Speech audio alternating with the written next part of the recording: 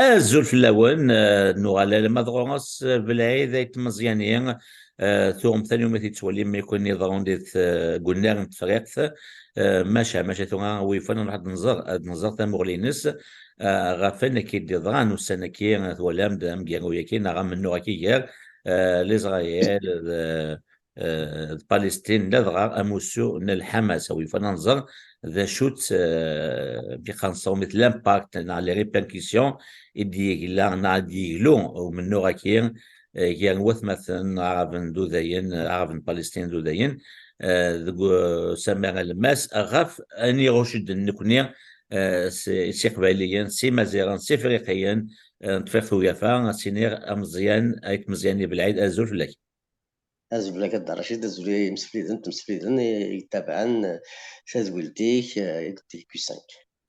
او يفن كيكي ثن اول زوار ديك العيد عاد في مغليك دابور فو من نوع كي كلان كان لإسرائيل موسول حماس يسزورا العزيز مرات وشولين يكزوزن الجهل مرة يتوحزن يكموثن أو يتوانظن كيرسن les familles israéliennes civiles qui ont été touchées par les attaques des forces du Hamas d'un côté et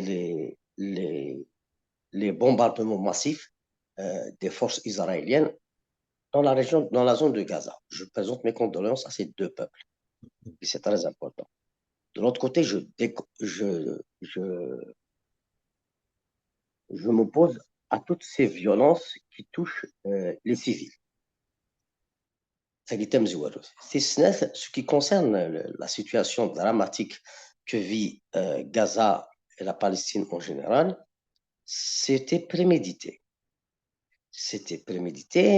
Je m'attendais à ce que ça se passe juste avant l'AG du BRICS en Afrique du Sud. Et apparemment, les événements, que ce soit en Ukraine, non, que ce soit au Niger, non, que ce soit les procès de Netanyahou, ont reporté les événements. Ils ont pris le dessus. Parce que même Netanyahou, il est dans une tourbillon judiciaire. Il a un problème intérieur. Mais la réalité, c'est qu'il est plus profond.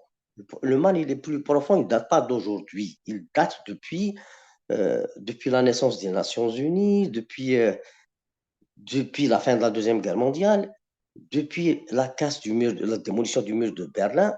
Donc, la transformation du nouvel ordre mondial, de l'ordre mondial.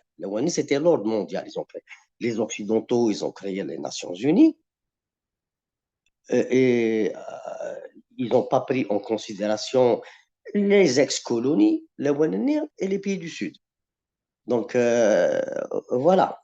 En fait, c'est usé. Le cycle est dépassé. Le cycle des Nations Unies est dépassé. Nous sommes arrivés à une période où on doit rentrer dans un autre cycle de gestion du monde. D'ailleurs, même quand on parle des résolutions internationales, du droit international, etc., et on parle des traités, parce qu'il y a beaucoup de gens qui parlent des traités internationaux, la question qui se pose, c'est que ce soit en Ukraine, là, qui se pose au Moyen-Orient, en l'occurrence la Palestine, logiquement, elle doit être traitée par les traités de Rome. Elle doit être traitée par les traités de Rome, et ces derniers ont condamné l'État d'Israël plusieurs fois au Conseil des Nations. Puisqu'on on parle de droit international. Mais le problème, puisqu'il y a la mainmise des Occidentaux qui ont donné naissance à cet Israël, et pourtant ils ont promis l'existence de deux pays et deux nations, Israël et la Palestine.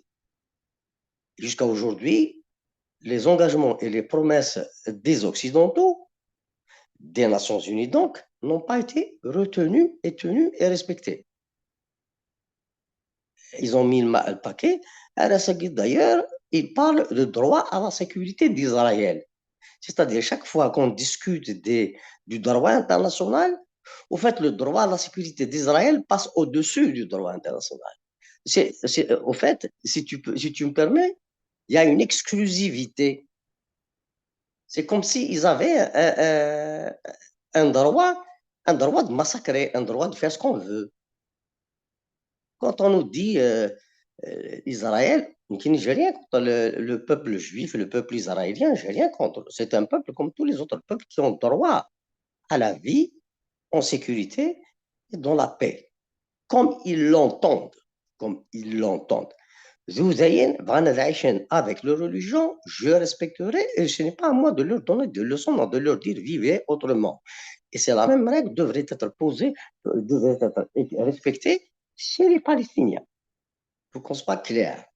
Pourquoi je me précise sur ce point, c'est à cause des accusations des uns et des autres qui se répètent et au fait, on brouille le débat, on brouille l'analyse pour empêcher Mven, le simple citoyen lambda, de voir mieux les choses et de comprendre mieux les choses pour éventuellement avancer, donner son avis, éventuellement se positionner, ou bien dire non, je ne suis pas d'accord. Ça s'appelle les libertés de penser. Ça fait partie des libertés de penser. Donc, quand on parle du Hamas, je vais aller droit au but, quand on parle du Hamas, l'engrenage a été déclenché suite à l'agression du Hamas. Pardon, des éléments du Hamas en Israël. À Denini, on va dire, OK, c'est Hamas qui a provoqué cet acte ignoble, cet acte criminel. Mais si on suit exactement, minute par minute, heure par heure, ce qui s'est passé juste après, la propagande des médias de l'Occident ont fait, on fait un acte criminel. Ils sont complices de cet acte criminel. Parce qu'ils ont menti. Dès le début, ils ont menti. Ils ont menti, ils ont dit que le Hamas a égorgé 40 enfants. Ils ont dit qu'ils ont égorgé 40 enfants. Alors que l'information est issue d'un officier de l'armée du Tsahal qui a donné il a fait de la désinformation. En fait, c'était de la propagande, c'est de la bonne guerre. C'est de bonne guerre. Quand on ment, c'est comme ça. Mais c'est pas grave. Ils ont fait un acte terroriste. Pour moi, c'est un autre débat. On va prendre un siècle, peut-être on n'arrivera pas à s'entendre. Mais je ne mâche pas mes mots. Je passerai à une autre fois, peut-être on parlera de ça. Mais c'est que la question, beaucoup de gens veulent noyer le poisson dans l'eau. On parle plus du statut du Hamas que du statut de la Palestine. On parle plus du statut du Hamas que du statut de la Palestine. Est-ce qu'on veut parler des promesses non tenues au peuple palestinien par le concert des nations et les trahisons des Arabes et des musulmans, ou bien du statut de Hamas? Je n'ai pas de souci, je n'ai pas de complexe. Le Hamas, ce n'est pas ma tasse de thé, mais le Hamas, c'est une organisation politique qui a été élue et choisie par les Palestiniens de la zone de Gaza. C'est tout. C'est tout ce que je peux dire. Ça s'appelle la souveraineté populaire. Un mouvement politique va être choisi et soutenu par la population. Je serai qui pour dire non? Je serai qui? Dans quel droit? Ce n'est pas le choix souverain, c'est le peuple est souverain de ses choix, de ses leaders et de sa ligne de route et de sa façon de vivre. Donc le Hamas, c'est un autre sujet. C'est pour ça que la question, elle est là. On veut parler du statut de la Palestine ou du statut du Hamas. Pour le moment, la propagande et les médias de l'Occident et les puissants et l'ex-nouvel ordre mondial. Et l'ex-nouvel ordre mondial insiste sur, cette question du statut du Hamas, pas du statut de la Palestine. Mais le BRICS, pourquoi je voulais parler du BRICS? Mais le BRICS, qui met en place ses pions, sa stratégie, sa feuille de route globale pour, un monde multipolaire, il ne voit pas les choses de la même façon. Le BRICS continue à avancer. Il a avancé très, très largement en Afrique. L'Afrique va sortir du giron du projet d'Atali et des autres. Cette histoire du nouvel ordre mondial, pour moi, c'est un ex-nouvel ordre mondial, puisqu'il y a l'alternative du BRICS. Donc, ce que l'Afrique fera, c'est Nifessen. Ça va y aller, c'est une question de temps. Pourquoi? Parce que le BRICS, il a mis en place un projet alternatif multipolaire.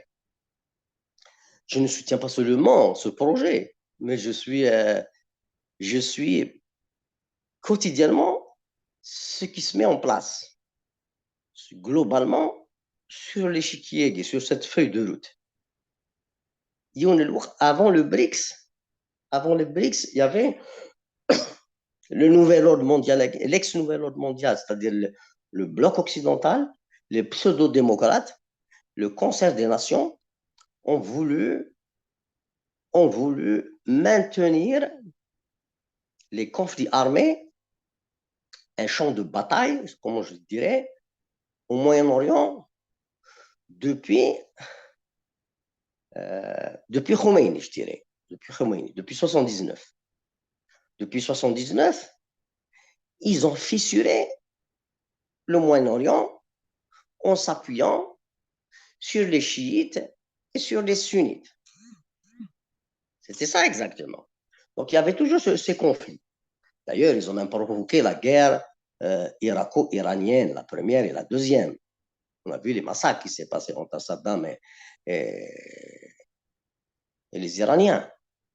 Il y a eu beaucoup de morts. Il y avait même le massacre de la région chiite en Irak. Ils ont même provoqué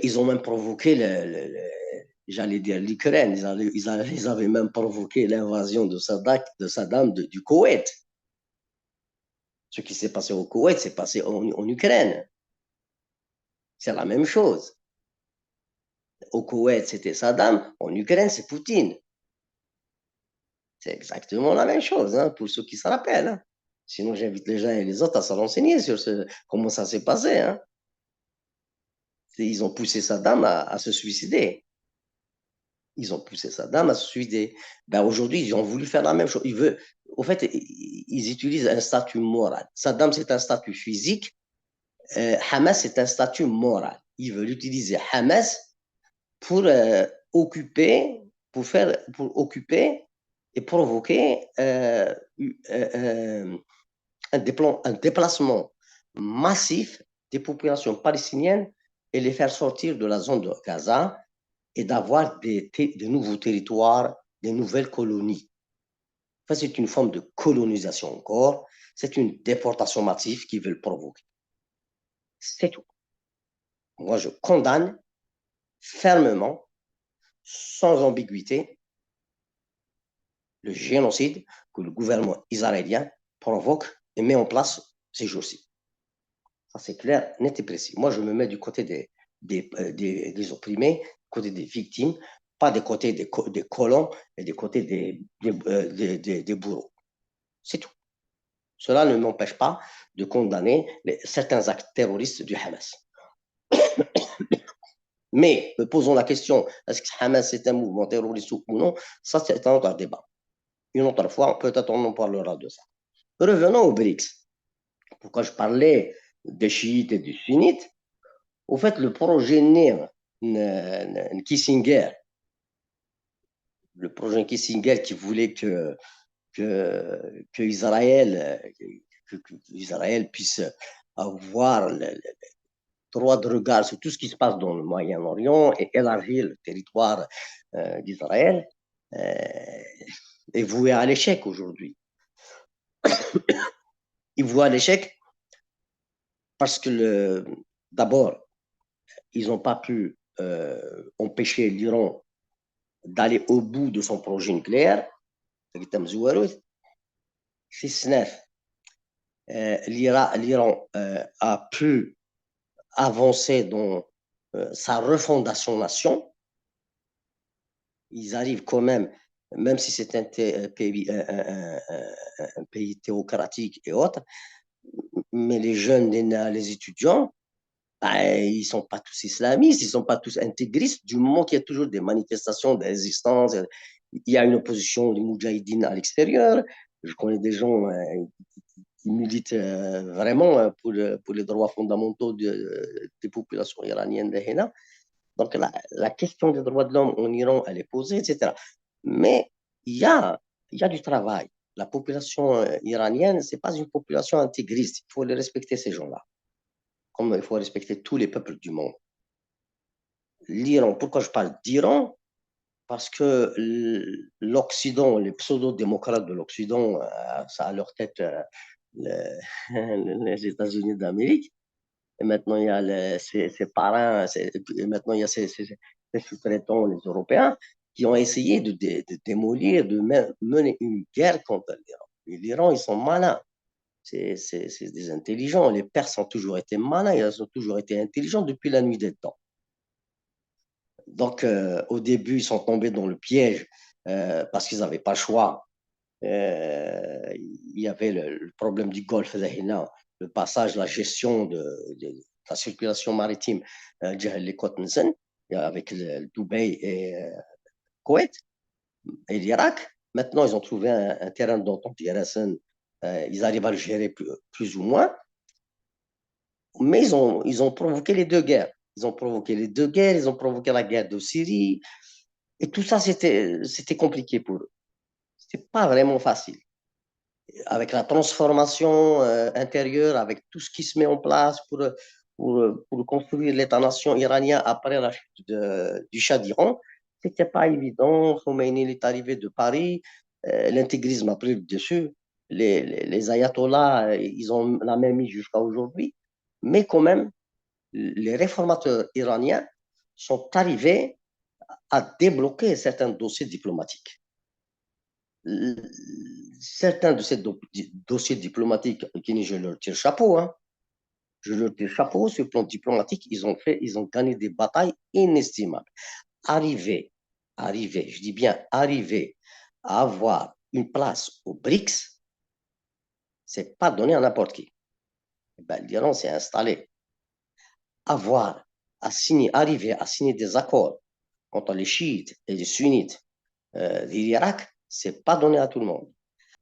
Arriver à gérer l'indiscipline du Hezbollah, c'était pas évident.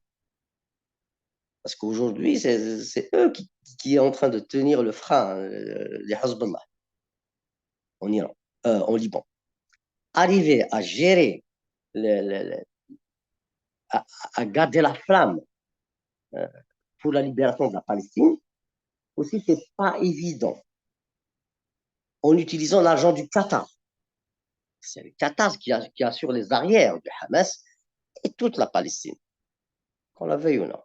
Donc, et en même temps, je parle du côté chiite, hein, mais arriver à signer des accords récemment avec Ben Sultan, le prince héritier de Ben Salman, le prince héritier d'Arabie Saoudite, je dis chapeau. Ils ont signé des accords avec eux. Hein. Avant l'affaire samedi, le Hamas, Ben Salman, il a failli signer des accords de paix avec Tel Aviv. Il a failli signer des accords de paix avec Tel Aviv. Et tout est tombé dans l'eau. Tout est tombé dans l'eau et c'est l'inverse qui se passe aujourd'hui. Aujourd'hui, c'est l'inverse qui se passe. dans l'accord de paix en question, qui devait être signé avec Tel Aviv et Riyad, c'était convenu, c'était convenu. Au fait, l'Iran, ils ont conditionné tout ça.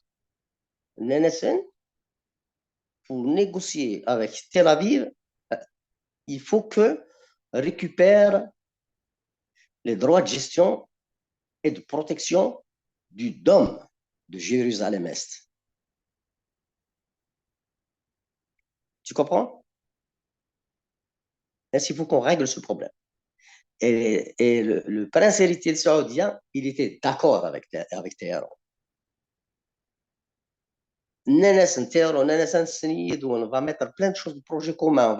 On va enterrer la hache de guerre avec les sunnites et tout. Je vais assurer tout ça à condition que tu imposes ça. Et le prince saoudien de Riyad, il était même partant pour qu'il y ait une co-gestion des deux lieux saints par les chiites et les sunnites. Donc, la révolution diplomatique, ben, je suis désolé, elle est du côté des Iraniens, et pas du côté d'Israël et des Occidentaux. C'est pour ça que je te parlais du nouvel ordre, de la nouvelle feuille de route du Moyen-Orient. C'est plus profond que ça. Nous, si on n'arrive pas à comprendre et à voir, sur les petits, si on n'arrive pas à comprendre et voir tous ces éléments-là, on va rater certains éléments, certaines données. Quand on voit les chiites et les sunnites, ils arrivent à mettre en place tout ce puzzle et décrocher certains sujets, chapeau. L'Iran, ils ont donné l'accord de principe au prince héritier saoudien même dans le projet nucléaire. Donc, tous ces éléments, ça rentre dans la feuille de route du Moyen-Orient, la redéfinition du Moyen-Orient. C'est ça ce que je voulais dire. La redéfinition du Moyen-Orient, elle part par là. Weinstein, il est observé, suivi et parrainé par les 5 du BRICS. À Johannesburg, en Afrique du Sud, le président de l'Afrique du Sud dénonce le génocide israélien sur la zone de Gaza et soutient les populations palestiniennes de Gaza. Aujourd'hui. Hachel Hind est encore silencieuse. Au contraire, la déclaration, c'était une déclaration service minimum syndical. On connaît le gouvernement indien, il soutient la politique d'Israël à cause des soucis qu'ils ont avec les musulmans, etc. Avant le BRICS, le problème, c'était une vieille histoire entre l'Inde et Israël. Mais الثانية تم حاشا الهند يخدم le service minimum syndical. Sinon, oui, avion, ils ont pris position claire, sans équivoque. Et ils ont dénoncé tous les actes criminels que le gouvernement d'Israël met en place et est en train d'exécuter. Il y a plus en 2 jours et demi, presque 3 jours, il y a 6500 Palestiniens qui sont morts sous les bombes. 6500. Il y a presque 1200 enfants qui sont morts sous les bombes. Et cela. Depuis samedi soir, depuis dimanche jusqu'à aujourd'hui, 2,5 millions de population sont mis dans une prison à ciel ouvert. Ils leur ont coupé d'eau, d'électricité, de gaz, de tout. Ils ont même osé donner un chemin, soi-disant, de sortie. Les petites familles, ils ont essayé de sortir et ils ont bombardé cette route. Ils ont bombardé cette route. Donc, c'est pour ça que je disais, on peut pas, on peut pas ne pas qualifier, on peut pas ne pas qualifier ces actes du gouvernement d'Israël, on ne peut pas ne pas les qualifier de crimes contre l'humanité. Moi, je les qualifie de crimes de guerre et de crimes contre l'humanité. Mais la question des ressources, le nouvel ordre, au fait, l'Occident, l'ex-nouvel ordre mondial, la même mise sur les ressources. Il y avait deux ressources du Moyen-Orient. Il y avait deux ressources du Moyen-Orient. Il y a deux ressources exactement. Plutôt, il y a trois. Il y a le gaz et le pétrole.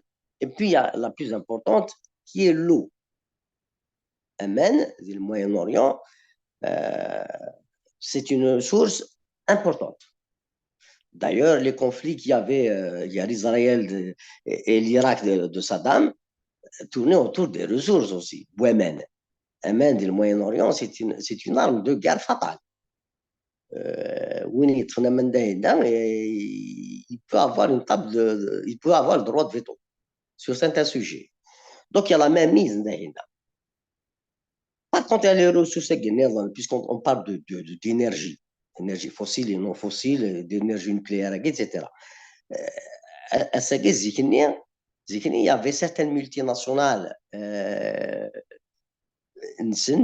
l'Occident, l'américaine, c'est eux qui faisaient le beau et mauvais temps des pays, que ce soit en Afrique, que ce soit dans l'Extrême-Orient, que ce soit les pays d'ex-Union soviétique. Assagim, ils veulent récupérer certaines ressources, ils veulent influencer l'Azerbaïdjan et l'Arménie et autres pour récupérer, et la Mongolie aussi, pour la gestion, l'exploration et l'exploitation des sous-sols, pour récupérer le minerai d'uranium, mais c'est sans l'accord de Moscou. Moscou aussi n'a pas dit son dernier mot. Par contre, en Afrique, ce qui se passe dans le Moyen-Orient, au fait, est en faveur. Il aide beaucoup ce qui se passe au Sahel et dans les pays d'Afrique centrale. Que ce soit le Togo, que ce soit le Cameroun, l'Afrique centrale. C'est bien, ça arrange beaucoup ces pays. Parce que ces pays continuent à avancer. Il y a plein de choses qui se sont mises en place, qui ont avancé. C'est que, par exemple, Irlien, Burkina, ils ont signé des accords avec le Mali, la Russie, ils ont signé des accords pour, pour avoir des centrales nucléaires, que ce soit à Bamako, que ce soit au Burkina. C'est les Russes, ils ont signé des accords. Donc, ce que je disais au début, si tu te rappelles, les Russes, ils vont rentrer par la grande porte. Eux, ils disaient que c'était Wagner, mais en fait, ils n'avaient même pas besoin de Wagner. Poutine n'avait même pas besoin de Wagner, il a ses propres Wagner africains.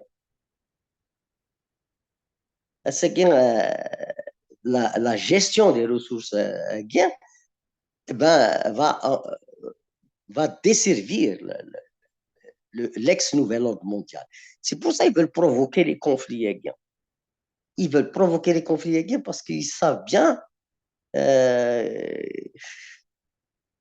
c'est une balle blessée, ils perdent plein de choses.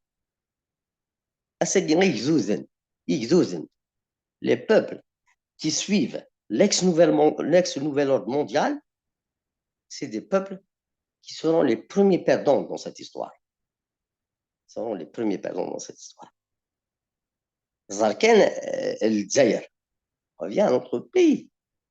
Et pourtant, les Ouguina, ils jouent un double jeu. Ils jouent un double jeu. Tu vois, ils jouent un double jeu. J'arrive pas, j'arrive pas à comprendre comment l'Algérie a perdu provisoirement sa place à Niamey. J'arrive pas à comprendre. Et pourtant, c'était une place acquise. Au début, pour moi, c'était une place acquise. Mais puisque les acteurs extérieurs occidentaux ont fait que ont poussé l'Algérie à faire l'erreur et tomber dans le piège de l'ex-nouvel ordre mondial. La preuve, l'offre de service de l'Algérie à Niamey dans les accords, on va faire l'intermédiaire, les médiateurs. L'Algérie a fait des propositions de quelques jours, de quelques semaines, de quelques mois, comme des idiots du village. Et les Nigériens, ils ont envoyé balader. Non, c'est pas possible. Vous ne pouvez pas faire une déclaration sans notre aval. Alors que Francis Jardin et la PS, Niamey n'était même pas au courant. Donc, ils ont dénoncé la déclaration d'Alger. Au lieu de faire l'intelligent, de réfléchir et de garder ses places, placer ses pions, ils ont préféré continuer à utiliser les anciens réflexes des anciennes traditions dans la région, d'influence, manipulation, d'utilisation des groupes illégaux, etc. Plus loin. Nous, là, comment ils ont voulu utiliser le MNLA, le MNLA, c'est-à-dire, ils ont sollicité le gouvernement de Bamako pour un éventuel cessez-le-feu des Kidal. C'est incroyable. Même parce que pour des raisons, je ne sais pas encore. Parce qu'il y a des problèmes intérieurs et ça se répercute sur la politique extérieure. En fait, la sécurité nationale et les frontières, elle n'est pas garantie à cause des soucis intérieurs. C'est-à-dire ils sont en train de jouer avec le feu. Donc, soit que c'est les ressources, ou que les ressources. À ce ils ont signé des accords de Bamako, de Ouagadougou. Russes, ils ont lancé un projet de toile ferroviaire. Il y aura des tramways à Bamako, il y aura des tramways à Ouagadougou. C'est immense. Donc, le Russe, le BRICS, il est bien installé en Afrique. Je parle du BRICS, il est bien installé. Et là, اش ما يدش من الروس، اش ما يدش من l'Iran, السعوديه البريكس parce qu'ils veulent récupérer le Moyen-Orient, la feuille de route du Moyen-Orient. Là, ils ont avancé. L'accord entre Saoudi et l'Iran, ben, il va ruiner tout le monde. Le Qatar, ça fait 2 jours, parce que le Qatar aussi veut que sa candidature soit acceptée, le BRICS. Qatar, elle veut accepter. Ils ont fait une menace là. Dans 2 jours, ça fait 2 jours, sur les attaques en Israël ne cessent pas, on va suspendre toutes nos ventes à l'extérieur, on va suspendre l'exportation du gaz et du pétrole au monde entier. Donc la guerre énergétique, elle est bien installée. ماشي رايحين. اسمك كون كنت نسقسي قبل هيدا ويفان دينا ذا شو زمان ديكلو تمثل تكيم منو غير ليزرايل فلسطين لا حماس نكوني سي قباليين سي مزيان سوماتا. Les conséquences, elles sont sur 3 niveaux. Sur le niveau africain, c'est le BRICS qui fait face. On va dans la ligne du BRICS, donc je suis satisfait sur ce point-là. Sur le plan berbère, Mazra, je suis inquiet. Je suis très inquiet même. Parce que, en fait, je suis inquiet du côté intelligentsia et du côté pouvoir. On s'inscrit dans une logique extrémiste et populiste. Que ce soit au Maroc, que ce soit en Algérie. Au Maroc, ils ont les accords de paix avec Israël, donc ils n'arrivent pas, le Maroc n'arrive pas à régler ce problème et demander à ses partenaires israéliens de faire attention, de protéger les populations civiles au Palestine. Le premier problème. Et ils n'arrivent pas à régler la question populaire, parce que les Marocains, ils ne sont pas d'accord du tout sur la politique étrangère marocaine du royaume vis-à-vis d'Israël. Mais je ne sais pas, ils sont pas contre les Juifs eux-mêmes. Non, ils sont pas d'accord la façon comment la diplomatie marocaine, chérifienne, traite les affaires de la Palestine. Le Dzaïr, c'est la même chose. C'est la même chose. Le Dzaïr, soi-disant, l'Algérie, elle est connue. L'Algérie, elle soutient inconditionnel à la Palestine. L'Algérie, c'est le pays où l'État de la Palestine est né en 87. Vilzaïr et Diloul. Et Diloul, Palestine. Yasser Arafat et Rohud, paix à son âme. Donc, il y avait le Congrès, l'État de la Palestine. C'est suite à ça que la Palestine est rentrée officiellement au Concert des Nations, aux Nations Unies. Donc, il y a le bureau de l'OLP avant. Donc, après, c'est l'ambassade de la Palestine qui s'est installée, qui est ouverte. Et c'est Bouteflika Arzaguer, on est arrivé à avoir des délégations que ce soit du Hamas, que ce soit du Hezbollah. Donc, voilà l'ambiance un petit peu sur le plan diplomatique. Mais le Zaire, il y a une ambiguïté dans la gestion de la crise à Gaza. Au fait, les médias ils font du populisme, les relais des réseaux sociaux font du populisme aussi, de la propagande, pour, comment dirais-je, pour empêcher l'Algérien à voir les choses, comprendre les choses et réfléchir et donner des alternatives si possible, s'il y a lieu de le faire. Malheureusement, c'est bien, ولاش قارن فلسطين دوزاين وهنتين de l'extrémisme. Par contre, بالنسبة للقبائل, on a des traditions. Depuis la nuit des temps, on a des traditions. On a toujours été contre toute forme de colonialisme et contre toute forme de dictature, de tyrannie et surtout d'oppression. Donc, on se met du côté des opprimés. L'ONSP à son âme, il l'a bien expliqué, hein, je ne vais pas développer trop de choses, il l'a bien dit, je suis le patriote de toutes les patries opprimées, il n'a pas exclu l'une de l'autre. C'est fort ce qu'il a dit, c'est fort. Ça devrait être la constante des Kabyles, ça doit être la constante sur le plan international, sur le plan de diplomatie. Nous ne devrons pas nous inscrire et nous ne devrons pas cautionner toute forme d'extrémisme et de racisme. La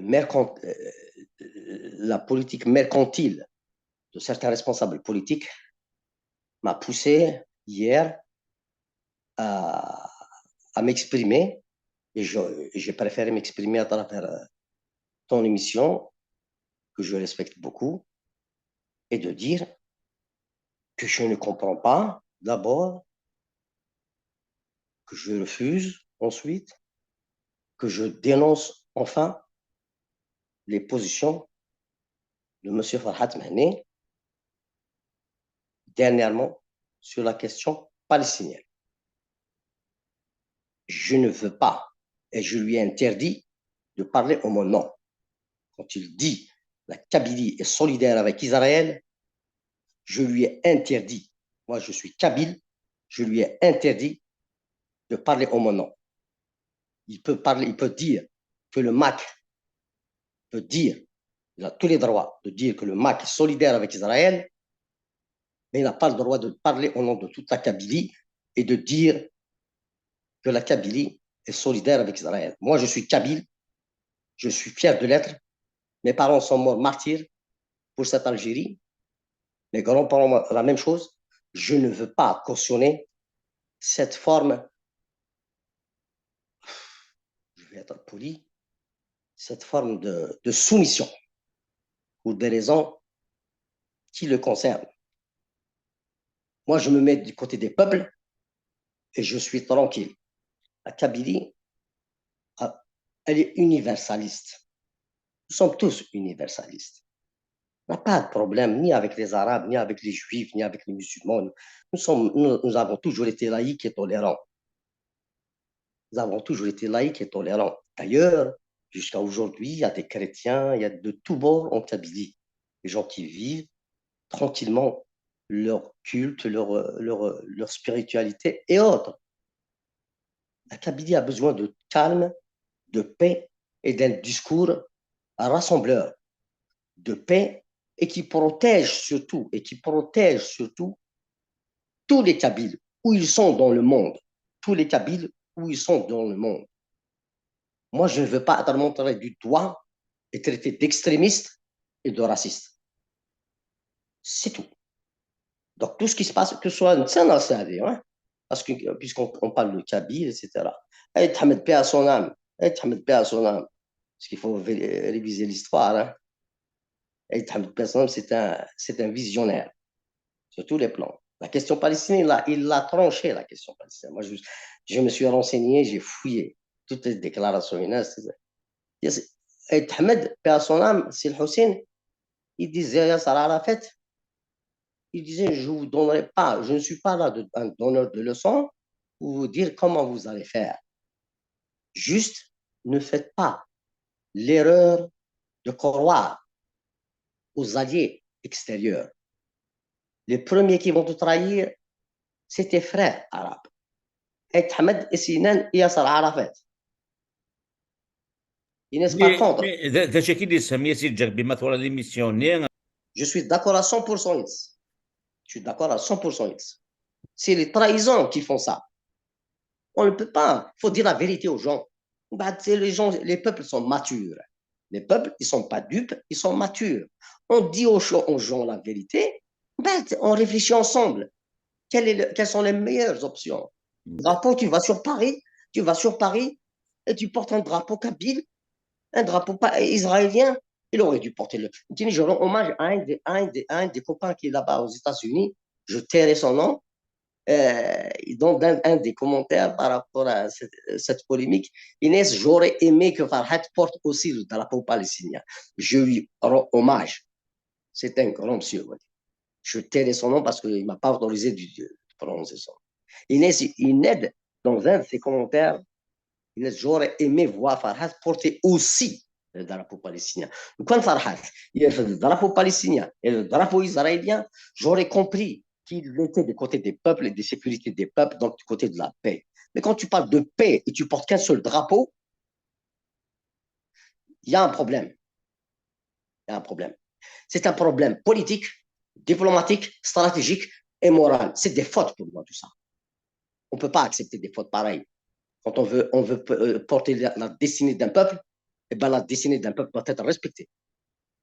تنمية في العيد بده واحد دازال نسا تكتب لي في العيدات مزانية غنبدا ذيك تكاسكي الصواد وكنا ديني تا مغلينس لكن داني تسكتاني في مغليوين ويدا دي تكن في مغليوين اظن بثلو ثكيا اي ضغون يا لاسرائيل فلسطين حماس اكيد نسات ثقا مازال مليل بالعيد وياض إسان مليل يرس ديك سنتان نظن ودينا قيمة ذي ثلويث J'ai essayé de le terminer, Rachid. Merci beaucoup.